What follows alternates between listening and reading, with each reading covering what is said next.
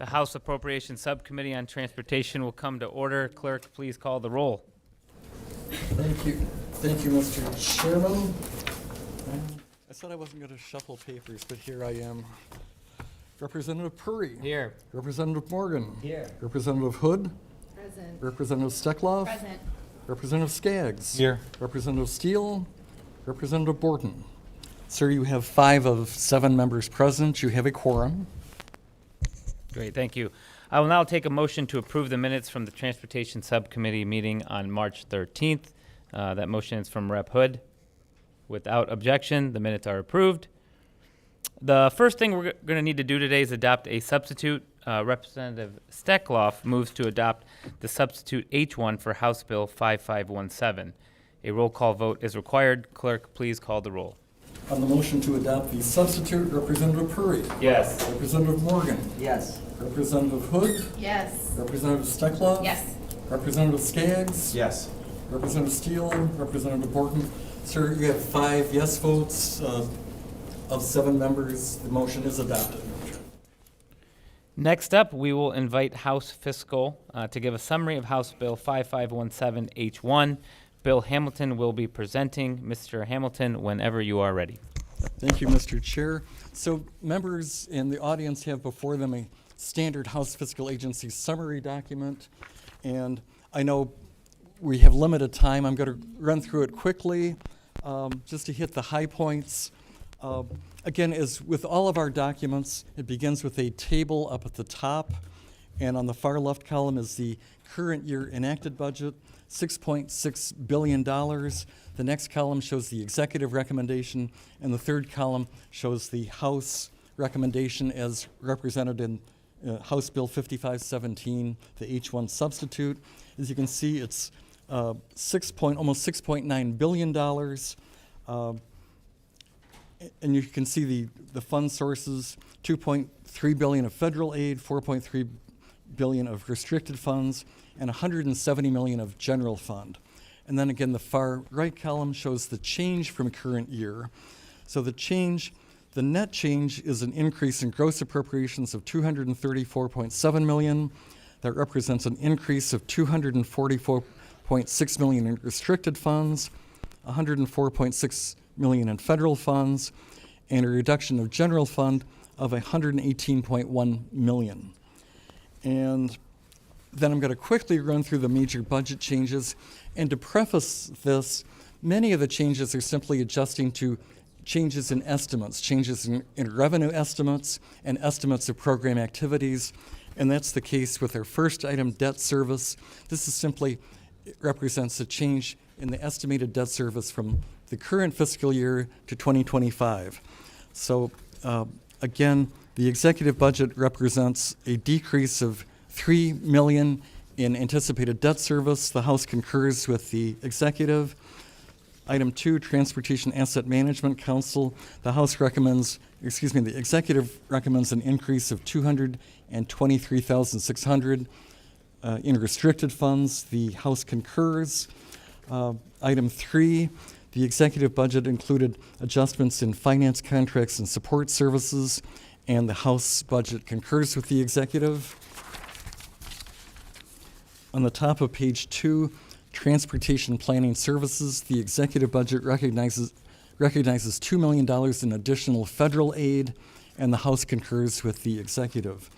Item 5, State Trunkline Maintenance, that's the program that provides snow plowing, pavement patching, routine maintenance, and the executive recommends $17.9 million in additional funding to recognize additional costs, and the House concurs with the executive.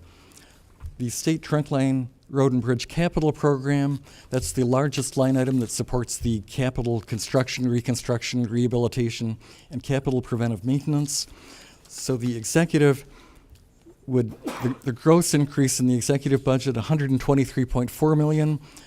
It recognizes $76.5 million in additional federal aid, $46.8 million in restricted funds, and the House concurs with the executive. Item 7 represents MTF distribution to local road agencies, and that again simply recognizes changes in estimated revenue available to local road agencies.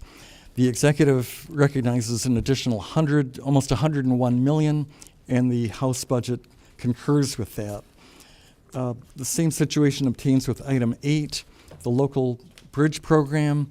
This simply recognizes a change in estimated revenue for that program. Item 9, again, the same situation. The budget recognizes a change in available revenue of $150,500. Item 10, again, the same situation. Local federal aid road and bridge. The budget recognizes additional federal aid available to local road agencies, an increase of $26.2 million in the executive and House proposed budget. Moving to the top of page 3, the executive recommended an increase of $515,800 from the Blue Water Bridge Fund for Blue Water Bridge operations, plus an increase of 3 FTE positions, and the House concurs with the executive. Item 12, Transportation Economic Development Fund. Again, this is simply an adjustment to available revenue for that program, a decrease of $2.6 million. Local bus operating. And I've broken this out into 3 subsections because the same program is basically affected in 3 different ways.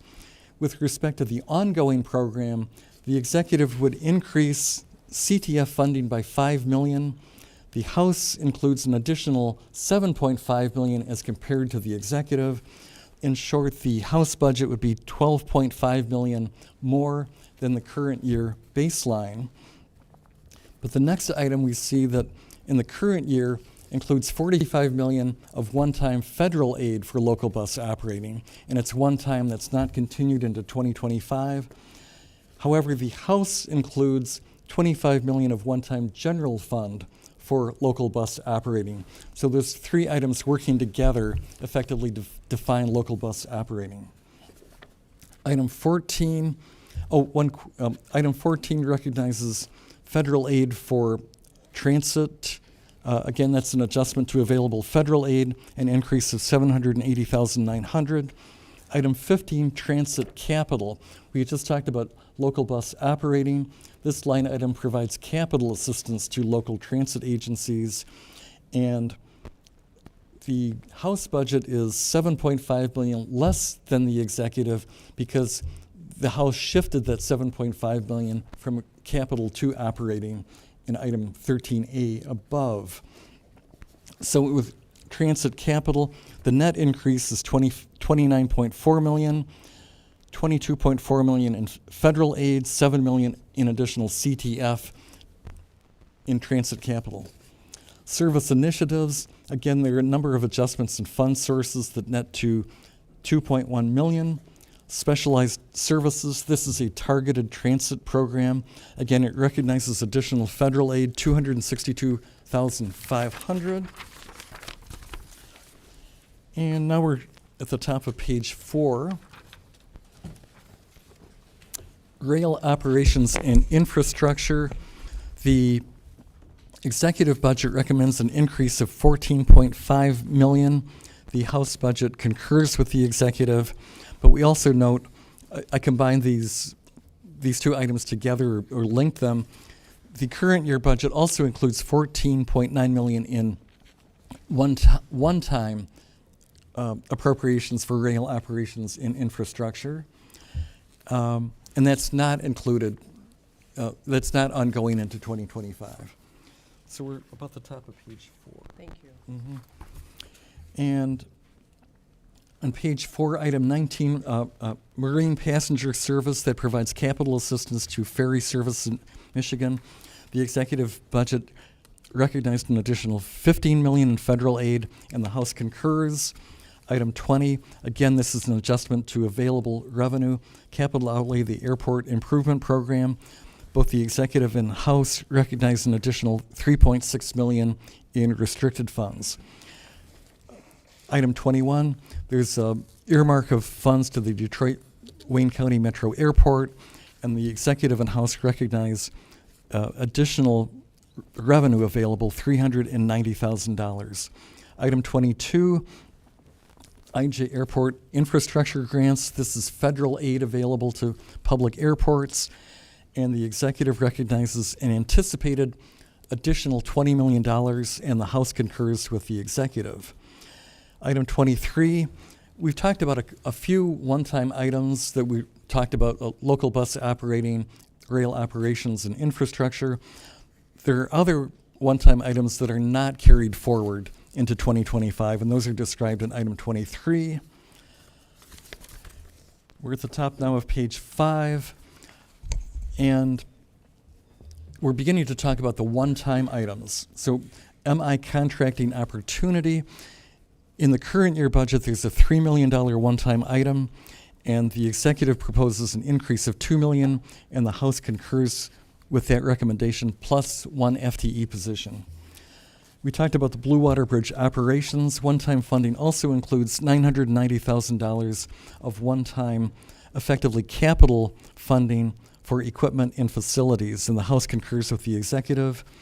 Item 26, this is a executive recommendation, $150,000 to be used in part to match all available federal aid on the state trunk line program, and in part to support local road agency bridge programs. And the House concurs with the executive in total, but uses $55 million from the Make It in Michigan Competitive Fund instead of general fund. Item 27, the executive included $30 million of general fund for transit innovation grants, and the House concurs with the executive. Item 28, the House includes $6 million for a new airport grant program that's defined in boilerplate that we'll get to in a moment. Item 29, the House includes $2 million general fund for a Lake Michigan car ferry program. Item 30, the House includes $5 million for rail grade separations. Item 31, the House includes $2 million for a rail grade separation surface improvement program. Item 32, the House includes $1 million to establish a local road and material research program. Item 33, the House includes almost $36.5 million for new technology in mobility, defined in items A, B, C, D, E, and F. Item 34, the House includes $2.5 million for a pilot program of school zone automated speed enforcement pilot project. In the home stretch, item 35, supplier risk and information subscription. The House includes $50,000 for a supplier risk and information subscription project. Finally, item 36, we recognize economic adjustments that go across a number of different operating line items. Boilerplate changes, I'm not going to go through all of them. The short description is the House restores most of the standard sections that were deleted by the executive. I'll only hit on the middle of page 7, the House item section 613, the House earmarks $350,000 for the purchase of magnetic roadway sweepers. It includes $5 million for low impact development stormwater management practices. It includes item 615. It includes a directive that the department apply for federal grants to study per mile user fees.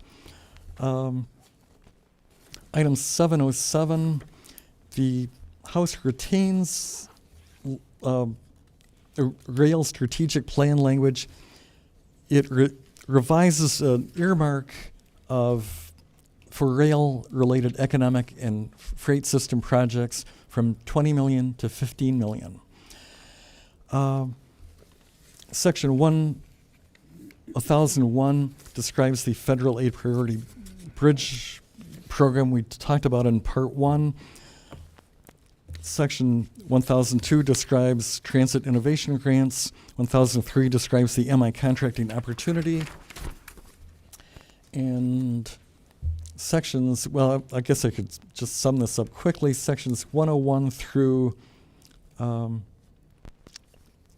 1107 describe the various one-time items we just described.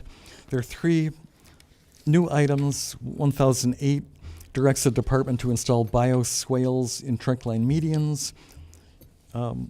Section 1109 directs the department to study road diets on non-freeway state trunk line highways within municipal borders. And finally, there's a one-time appropriation of local bus operating of general fund that we described at the beginning. And section 1110 defines how that 25 million shall be distributed. That's as fast as I can go. Great. Thank you so much, Bill. Thank you for being succinct and going over an immense amount of money there. So great. Well, today is an exciting day. We are making critical investments in our roads and our infrastructure while showing our commitment to future mobility and new technology. Last year, we worked to produce what I believe the most mobility-rich transportation budget that this legislature has ever seen. And I'm again that this year we were able to build on that work and continue that progress. As subcommittee chair, I've been very outspoken about the need to think holistically about the transportation budget. I absolutely recognize the dire need for additional local road and infrastructure funding and the need to take a deeper look into how we fund our roads. But I also believe that to ensure our state is a place where people and families choose to live and work, we need to make investments in new technology and mobility to prepare Michigan for the economy of tomorrow. And this budget starts that conversation and, again, builds on that work from last year. It signals both the dire need for road funding and Michigan's commitment to remaining competitive, attracting jobs and talent.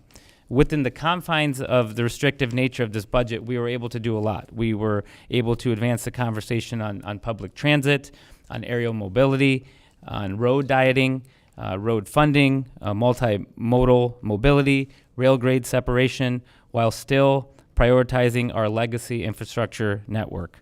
And so with that, I do want to open it up for questions on the committee, if there are any. Rep. Morgan. Thank you, Chair. And not so much a question, but just a very appreciative comment. I want to thank the Chair for this very comprehensive and strong budget that invests in a lot of really important areas. I'm thrilled to see the $100 million increase to local road agencies that was included in the formula, along with the bridge funding and several other items that will help our local communities with the road needs that they have. And I'm extremely thrilled to see the investment in local bus operating funds. The increase from the executive recommendation is extremely positive and a huge improvement and very much needed for transit agencies across the state. And I certainly agree with the sentiment of continuing to work very hard to increase ongoing support for local roads, buses, trains, and all of our transportation budget as a whole. I think we, as a state, absolutely have to invest more, and we need dedicated funding resources for those things. But I am thrilled to see this huge improvement around local bus operating in particular, and deeply appreciative to our chair for making that possible. Thank you. Thank you, Rep. Questions? All right. Next up, we're going to turn to amendments. I believe we have 3 amendments today. So first up, Rep. Steele offers an amendment. Would you like to speak to that?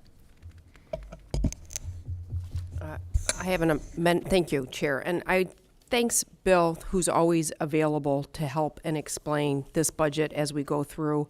I do have one comment, and then I'll proceed with my amendment. But my comment is, I think that more of a bipartisan collaboration on this budget would have been helpful.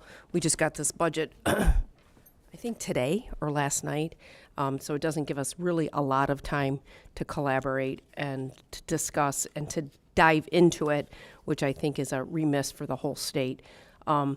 But with that, I would like to make an amendment because our local funding for for our local roads is really remiss. We've heard multiple times that we're $3 billion underfunded for our road systems.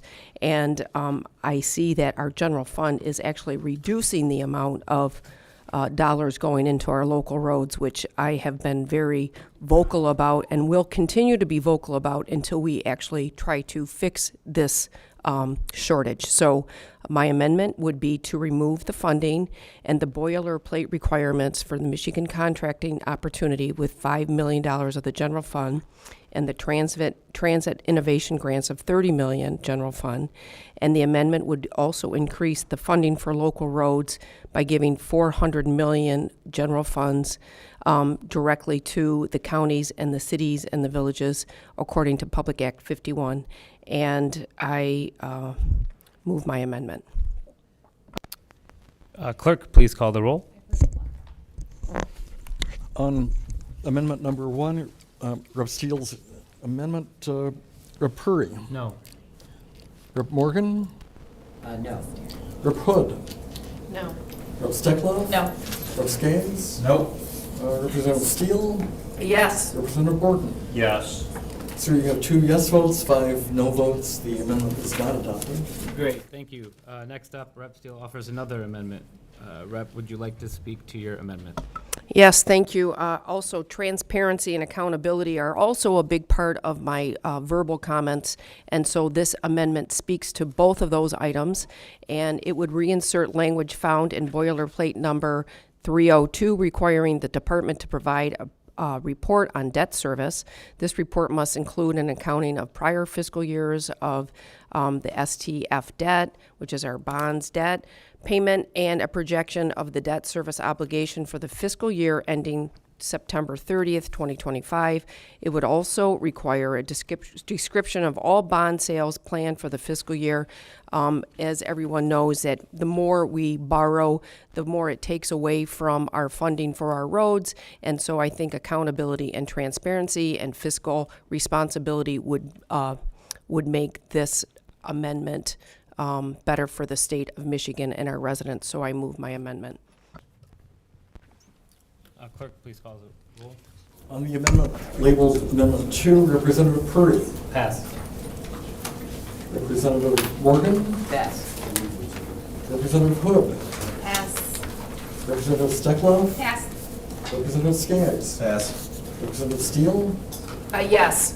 Representative Borton. Yes. Sir, you have 2 yes votes, 5 passes. The amendment is not adopted.